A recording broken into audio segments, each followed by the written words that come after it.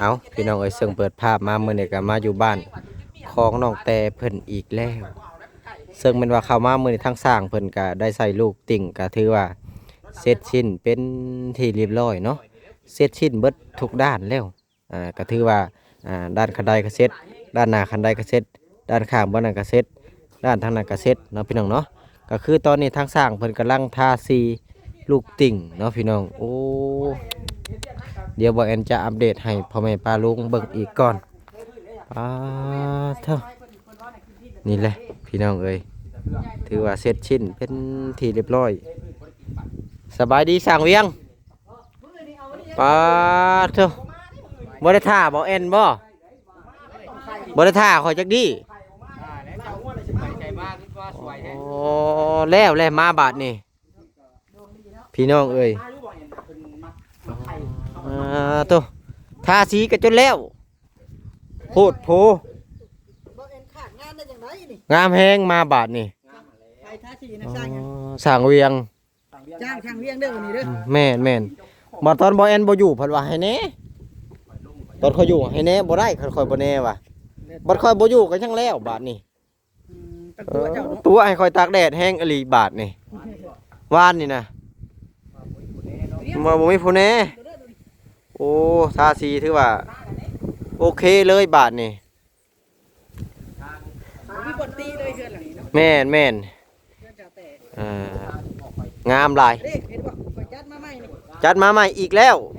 โอ้ตัวนี้บ่ที่มันบ่พอนะมื้อนี้น่าสิเสร็จสิ้นแล้วก็เรืออีกได้อันเข้ามาบัดนี้เรือได้ให้ใช้บานประตูพร้อมมื้อนี้โอ้บานประตูก็สิแล้วมื้อนี้น่ะงามแฮงพี่น้องเอ้ยคักแฮงโธ่ชื่อว่าทาสีเป็นที่เรียบร้อย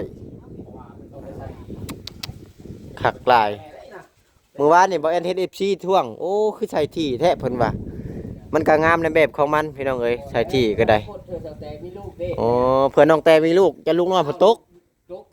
โอ้สร้างในสุดยอดลายคิดไว้อนาคตพี่น้องเอ้ยคักหลังจากที่แล้วมันให้งามกว่าเก่าเลยพี่น้องเอ้ยถือว่างามกว่าเก่าเพราะว่าเฮาทาสีแล้วมันก็จะเข้าในแบบหรือว่ามุมของมันนั่นแหละก็ง่ายก็ได้คักถือว่าทาสีก็เสร็จสิ้นได้มื้อนี้คือมื้อนี้ทั้งเพิ่นเนี่ยจะได้ใส่หน้าต่างพร้อมพี่น้องเพราะว่าลูกจริงก็ตั้งแล้วทาสีก็แล้วพี่น้องเอ้ยมื้อนี้น่าสิแล้วแล้วก็แอมพาส่วนทางในก็แอมอีกเล็กๆน้อยๆก็น่าจะเสร็จสิ้นแล้วแหละเดี๋ยวอัปเดตหอมๆอีกก่อนเพราะว่า FC หลายๆคนเพิ่นก็อยากเห็นหลายๆมุมนะพี่น้องเนาะเฮาต้องถ่ายหลายๆมุมแล้วก็บรรยายไปนำเพื่อพ่อแม่ป้าลุงเพิ่นมักถ่ายไปนำบรรยายไปนำก็คือหลังจากที่ตั้งลูกติ่งเสร็จสิ้นนะพี่น้องมื้อนี้ใส่บานประตูแล้วมื้ออื่นก็น่าจะได้ลงมาเฮ็ดข้างล่างหรือว่ามาเทพื้นนี่แหละเอาง่ายๆก็ได้เพราะว่าตอนนี้น่ะปูนก็มาแล้วก็เพิ่นซื้อไม้นี่มาเพิ่มเนาะหลังจากนั้นเพิ่นก็จะลงมานี่แหละทาสีเสาต่อเนาะเอากระสันกาสิอัปเดตรอบก่อนอีกจักรอบๆนึงแล้วก็สิขึ้นไปข้างเทิงหรือว่าข้างบนนั่นแหละเนาะคือบ่แอนถ่ายเนี่ยบ่แอนจะเน้นคุณภาพเนาะพี่น้องเนาะวิวน่ะบ่ขึ้นก็อย่ามันแต่ว่าเฮาเน้นแบบว่าให้มันงามให้มันเบิ่งในตาแบบมันแบบว่าคักนะพี่น้องเอ้ยเอาจังได๋ก็เป็นกำลังใจให้เด้อพี่น้องเอ้ยโอ้ถือว่าคักหลายหลายคนก็ว่าโอ้อยากให้ได้เฮือนครัวไว้เพิ่นว่าก็ค่อยๆเฮ็ดมาพี่น้องเอ้ยแล้วข้างเทิงเพิ่นจังลงมาเฮ็ดข้างล่างเฮ็ดพร้อมกันมันก็บ่ได้เก็บไปทีละงานแบบว่าเอาทีละขั้นตอนให้มันเสร็จชับทุกสถานการณ์ผู้บ่าวบดเพิ่นขี่รถใหญ่มาเนาะพี่น้องเนาะอยากได้เด้บ่แอนก็สิมีวาสนาได้คือเพิ่นบ่นี่แหละตัวมันเหลือพี่น้องเอ้ยเอาซั่นก็ขึ้นไปเบิ่งทางเทิงก่อนสร้างอันนี้ได้จังว่าบ่ท่าจมอยากได้รถเดี๋ยวนี้นะคือหูดีได้ทางอันนี้โอ้เจ้าท่ากับท่าสีงามแฮงค่อยบ่จมก็ค่อยอยากได้คือกันนะเจ้าอยากได้บ่โอ้ใครแน่อยู่จังพอได้ใส่ขี่นะเพิ่น ค่อยเป็นอ้ายแล้วบ่ แม่นมื้อนี้ถือว่าปิดจ็อบเนาะ ทาสีบ่ แม่น หน้าสิถ้าสีพอก็น่าสิปิดจอบได้แต่ด้านถึง เขาคิดว่าทั้งเทิงนี่น่าสิปิดจ็อบเบิดมื้อนี้นะเพราะว่ามันแล้วเด้ยังเหลือนี่น้อยหนึ่งนะพี่น้องเนาะตอนนี้ทางพอลูกเรากำลังปาดใส่ตัวนี้แหละคาเมนมันพอแต่ว่านี่แล้วเบาลินะซื้อมาบ่พอเพราะว่าน่ะ เครื่องเลือดตัวนี้พุ่น ห้าเจ้าซื้อมาบ่พอแม่นซื้อมาใหม่หรือบ่ซื้อมาใส่โทษบาดนี้อืมเป็นแฮงมือ คนเมียสองจังเวียงคนกลุ่มคนหุ่ม มันเป็นไปบ่ได้ มันบ่แม่นแนว มันบ่แม่นแนว พิษที่พิษคลองบ่ ผิดทุกอย่าง ถามช่างดูถามช่างนิดดู เออ มันเกี่ยวสองว่า แม้แต่จะคิดก็ผิดแล้วผิดชิ้นห้าแล้วผิดคิดซื่อๆก็ได้มีเมียหลายคนเขาว่ามันบ่ดีแต่ว่าในเพลงน่ะมีหลายคนเขาว่าบุญมีนะฮะจะว่าบ่ทางเวียง เพลงเขาเว้าไปซื่อๆบ่เพลง เพลงเขาว่าไปซื้อ บ่เอ็นไปเบิ่งใน อันที่จริงแล้วมันเป็นไปบ่ได้อะไรจะไปให้กันนะช่าง ก็บ่ถึง เอาแค่ทั้งนี้เจ้าใครทั้งนั้น เอามองดู ตู้ลงมันเด้อตู้เขากองไม้ด้วยนั้น มันบ่พอบ่4 เมตรลงอันนี้นะ มันพอเด็ก อ๋อพอดีกระเทินเนาะเขาเลยแบบตัดต่ออยู่เสร็จเลยเนาะงามเพลงบาดนี่สร้างเวียงนะเมื่อวานเนี่ยบ่แอนอยู่นะว่าตอกบ่ได้คันบ่แอนบ่แน่บัดบ่แอนบ่อยู่ผัดว่าแล้วปะ ออกมาบ่ทันคือกัน โอ้แสดงว่าเท่า2 เท่านี่เฮ็ดก่อนอืม ต่อมาบ่ทันเราค่อยไทยโทษไปกับทาสี สีท่าสร้างหรือสร้างท่าสีบาดนี้ ถ้าสร้างเจ้าเกี่ยวรักใกล้ก่อยทำได้ดีท่าบางออกเลย เขาบ่ใกล้เด้เขาบ่มีตู้ซักผ้าคือบ่วอดมีตู้ซักผ้าแค่นี้ถิ่มลงปิ่นขวางๆโลดเขาเดียวก็แล้วอันนี้เมียเขาจมอยู่ว่าโอ้บ่แอนยังบ่ได้ซื้อตู้ซักผ้าให้ค่อยว่าบ่แอนเพิ่นบ่ได้เคยซักเครื่องมีแต่ให้เมียซักน้อยใจเมียค่อยน้อยใจผัวบ่ซื้อเครื่องซักผ้าให้จักเทื่อคือบ่บอสนะว่าเมียค่อยเบิ่งคลิปเมียค่อยน้อยใจบ่ได้ให้น้อยใจจะซื้อเพิ่นบ่ได้ให้ดอกเพิ่นว่าเพิ่นบ่ได้เด้บ่แอนสิซื้อให้คือหมู่ว่า ทำกัน บุญวาสนาเฮามันบ่เท่าเทียมกัน วิวข่อยน้อยข่อยก็ตอบว่าอันนี้คนเบิ่งบ่ทันหลายอดเอาก่อนข่อยก็ว่าอันนี้แหละนี่แหละพี่น้องเอ้ยสั่งเวียงเพิ่นกำลังทาสีทาสีไปสีมาก็รู้สึกว่าเมาสีนำเนาะ มันมีน้ำมันเนาะ เอาเลยอย่าไปเฮ็ดคอนเทนต์ให้ได้บ่ได้อยากได้คอนเทนต์ได้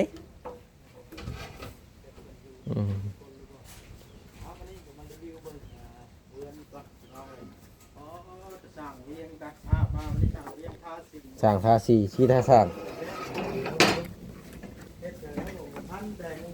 งามแฮงทาสีเฮือน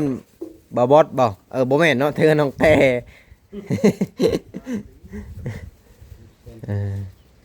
น้องแต่ก็สิมาแล้วได้สั่งเวียงไว้เด้อ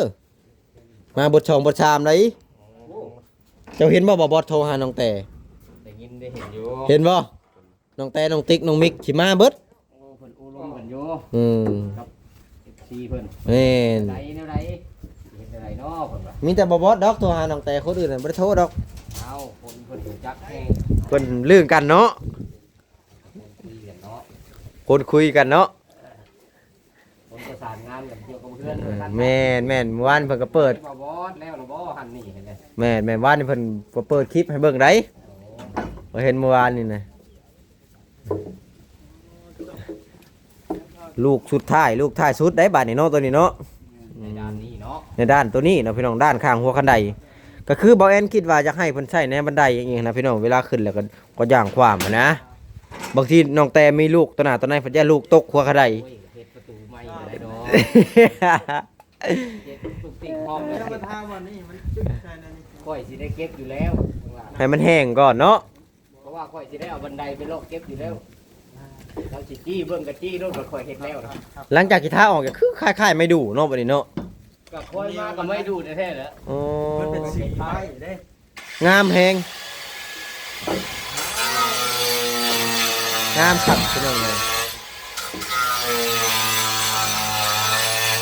มาฮอดตรงนี้แล้วนี่ 10 นาที คือมาดูแล้ว แน่นคอยเป็นคนตื่นเลิกลุกเช้า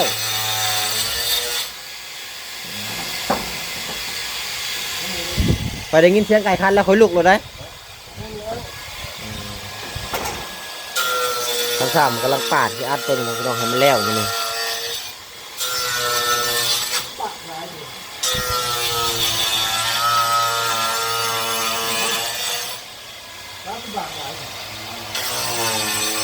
ง่ายควันพี่น้องเอ้ย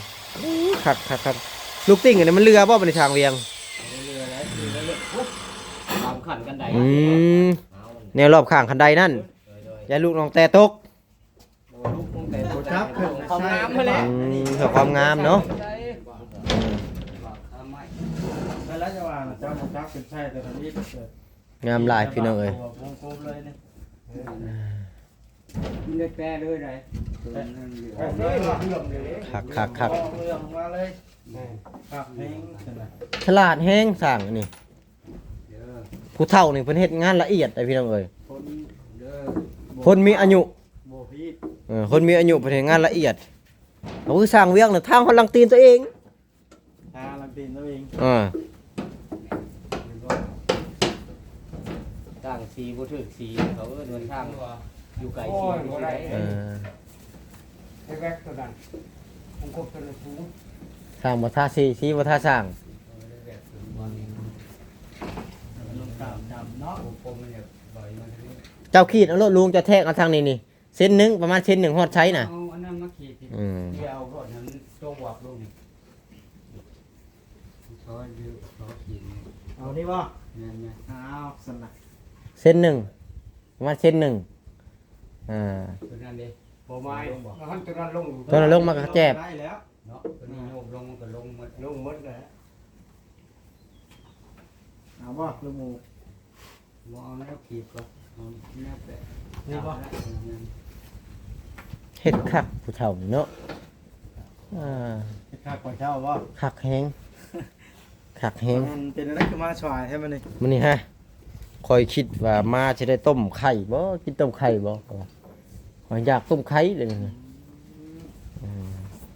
มาก็พอดีเว้นช่างเวียงพันธาสีเจ็ดอยู่ โอ้เนาะ ไว้แฮงเนาะบ่ได้ท่าข่อยได้ เช่นนั้นอยู่ทันทาละ อ่าดีเพิ่นบ่ถึงมื้อท่าอยู่คือกันเพิ่นอันนี้นะอืม งานละเอียดเป็นหยังอันนี้เข้าลูกติ้งแล้วมือไหนอันนี้ มื้อนี้เลย เข้าแล้ววันนี้เลย มากับประธานเลย ไวแหง โอ้ฮะเดี๋ยวรถหยังเรา ไวแหงพี่น้องเอ้ย เล่งอยู่เฮือนอยู่ได้ นี่ที่พี่มันรถเอาวัดนะ โอ้ยเอาเข้าทางในโลดมันแดดไอ้ดินบอกน่ะเอาโอ้ยมันแดดงามเพลงพี่น้องหลายๆคนว่าที่โพดเพิ่นว่าเมื่อวานนี่อันนี้ก็บ่ได้อยากอธิบายว่าเฮาก็เป็นแค่ผู้ถ่ายทำให้เบิ่งเด้อพี่น้องเฮาก็สิติบ่ได้ เพราะว่าเฮาบ่ได้ทำหน้าที่เป็นสะพานบุญเฮาก็มีแต่ว่าอัปเดตให้เพิ่นเบิ่งเฮาสิติหลายจังได๋บ่าโอลิบ่ให้มาแม่นบ่ทางเวียงอืมเนาะ ว่าให้ตากแดดไว้ดีตีเลย ติเลยไดถ้างามเพลงนี่ทางเวียง มาแล้วมา เนาะมันเป็นสีเด้มันตอบตาเลยทาเลยบัดไม้ตัวนี้คือบ่ทาขึ้นเลยตัวสูงๆนี่ พาลูกติ้งมาแล้วก่อน โอ้ยเกิดอุบัติเหตุแล้วบาดนี่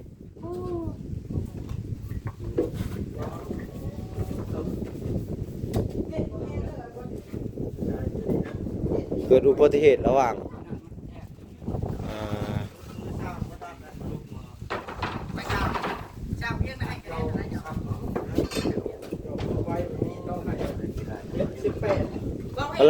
กำลังเข่างามเลยเนาะ ช่างพันช่างเลี้ยงนี่คือคนหาเจ้าเลี้ยง เพิ่นว่าบ่เอ็นบ่ได้สำคัญเพิ่นว่า มันก็เรียกว่าไปเรียกไปยอด จ้อยนั่งมาน้ำช่างเลี้ยงเลย จะมาอีกนี่ ช่างเลี้ยงให้ นี่ ข่อยลีมา มาจ้อยพอแผ่เนาะ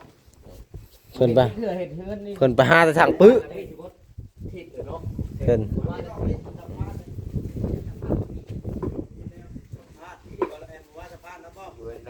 ไปอยู่จะหน่อยก่อนค่อยอันนี้ก่อนค่อยชบคลิปสุดก่อนเด้อโอ้ยเสียเวลาไปอีกเนาะ เก่า ขีดตัวเก่ามันเลย แล้วก็ขีดจืดนะฮันน้อยหนึ่งเราได้ลุงมันก็สบายเคลียร์แก๊สแก๊สแก๊สแก๊สโหลดแมนสะดวกสบายบ่มีปัญหาดอกทุกอย่างมันต้องมีฮักแน่ขนาดโหลดครับมันยังมีแปลงเนาะดีว่าถือบ่แล้วได้ไปเอ็นเราเลย รถมันบ่ได้แปลงมันก็บ่ได้ เขาเบิ่นว่าโหลดได้เนาะ ขี่รถตามคน รุดมือสร้างพี่น้องเลย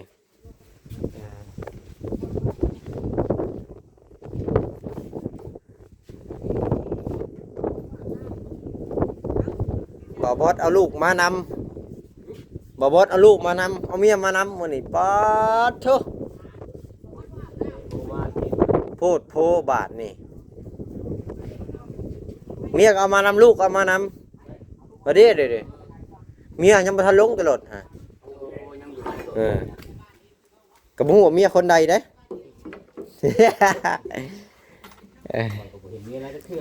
ข่อยก็บ่เคยเห็นเมียจักเทื่อว่าหน้าตาเป็นไปได้ขนาด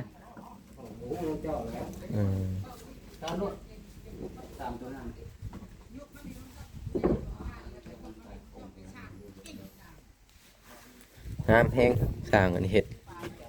คักแฮง มาเพื่อนเฮ็ดบ้านเรานี่สบายบ่เจ้า บ่ายบ่ เอามาก็ได้ผ่านเข้าผ่าน กินอิ่มน้ำบ่เปลืองน้ำมันรถน้ำมันไปบ่ไกลแล่นมานี่มีแต่แป๊บเดียวทำไมก็ได้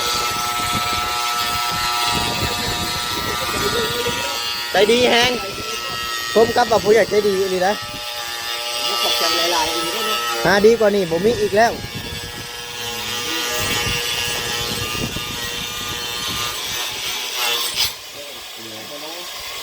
เอากับประมาณนี้เลยเด้อพี่น้องฉลาดคลิปนี้กับมิตรว่า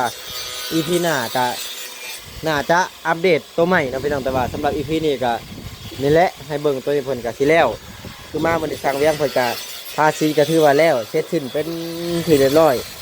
หลังจากเบิดงานนี่ลงลุ่มแล้วอันนี้เนาะสร้างเวียงเนาะต่อไปก็จะได้เห็ดบันไดนะพี่น้องเนาะคันเอาบันไดไปสิก็ง่ายได้ค่ะงานไปแล้วตึ้งตุ้มโลเคยได้บันไดไปสิแม่คอยบ่อยู่แล้วคอยขึ้นเฮือนบ่ได้ตอนคอยยังน้อยคอยใกล้กันได้บ่ถึง คันใดลงล่างแล้ว บ่ให้ไล่ลงล่างนะ ล่างขาด แม่นบางทีเพิ่นก็ใกล้ขึ้นมาถึงเฮาแบบบ่ถึงนะมันก็มีหลายขั้นตอนได้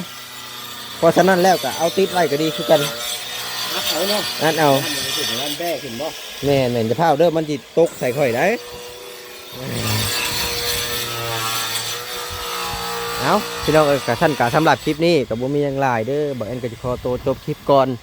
ถือว่ามื้อนี้ทั้งสร้างกะเฮาลูกติ่งบ้านน้องแต่ก็ถือว่าเสร็จสิ้นเป็นที่เรียบร้อยเนาะทาสีออกมาก็ถือว่างามงามหลายงามคักงามแฮงสร้างเฮ็ดงามแฮงสร้างก็หล่อคนถ่ายก็หล่องามแฮง